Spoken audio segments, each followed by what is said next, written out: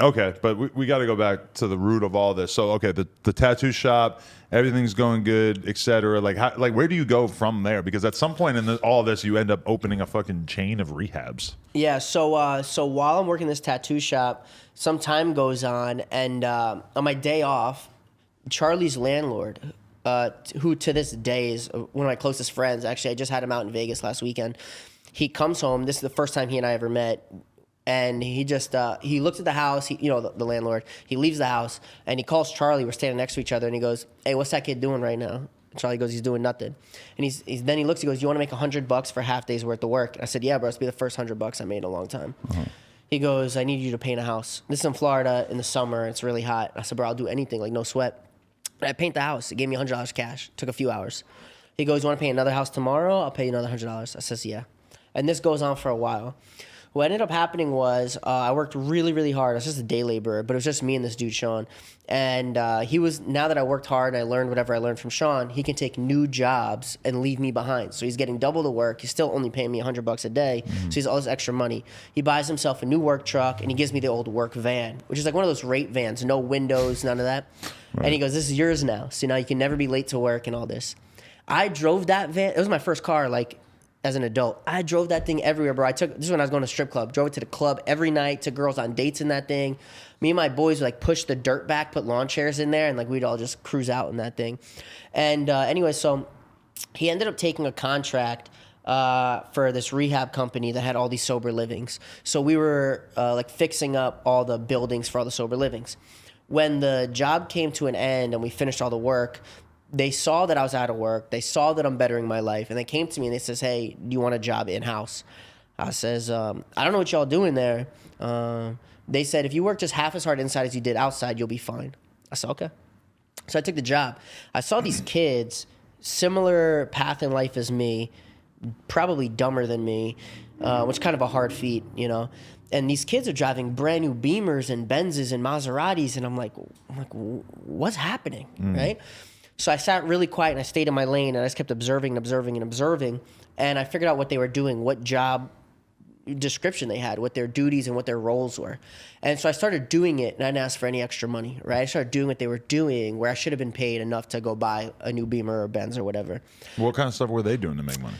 So they were doing all types of business development, helping with expansion, helping cut corners, helping, let's say, for example, let's say that the rehab was expanding and they needed more chairs, right? These guys would go find chairs to help help put the chairs in the building. Right. So the owners were busy doing whatever they were doing. They just needed someone to do these things. And these guys were doing everything. They were kind of like the glue that held it together. So I started doing all those same things, however I could, with whatever limited resource I had, and not ask for more money. Eventually, when I realized I know what I'm doing now, I go to another rehab and say, "Hey, this is what I'm doing. This is how much I'm getting paid. Can you beat it?" They says, "Yeah, I could beat it." I then immediately go back to my original company and say, "Hey, man, I got offered to do the same amount of work, this much money. Can you match it?"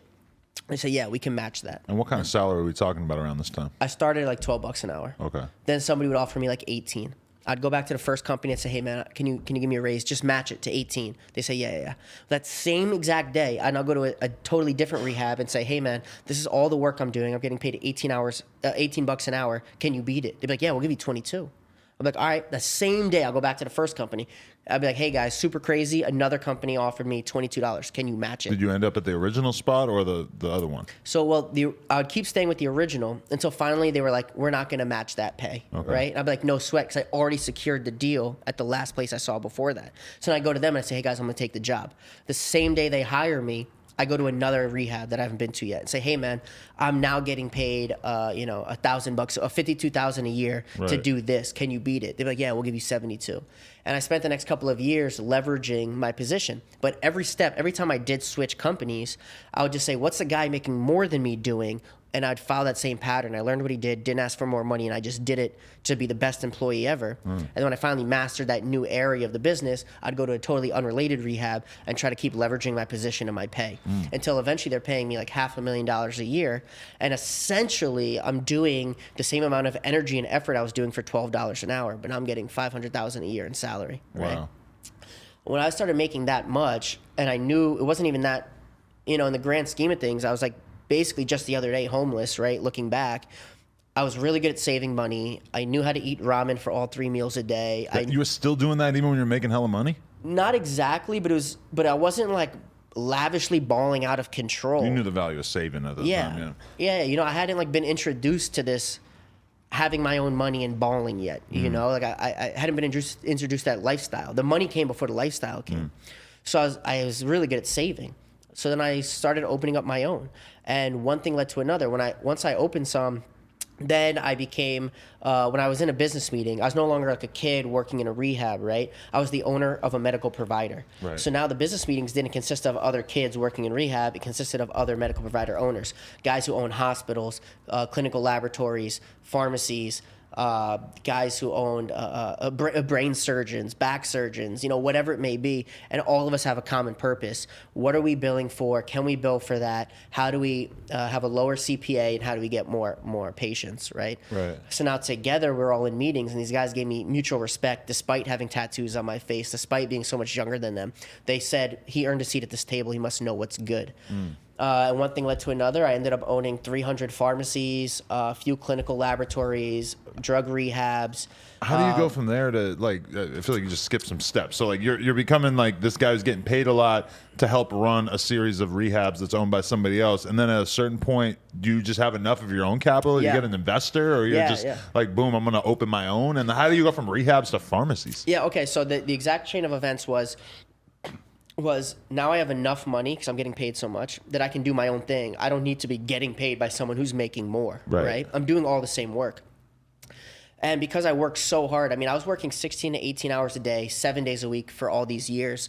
No family, no holidays, no vacations, no birthdays, no day off. I used to sleep, I had at one time like 4 phones, and I used to sleep with my, like, I had one phone that had limited phone numbers in it. So if it was really important, this phone rings, right? And I used to sleep, I'd put the phone on the pillow and my face on this. So I'd sleep like this. So if it ever text message, email, or phone call, immediately I wake up and I can do business in the few hours that I slept every day. That's no way to live.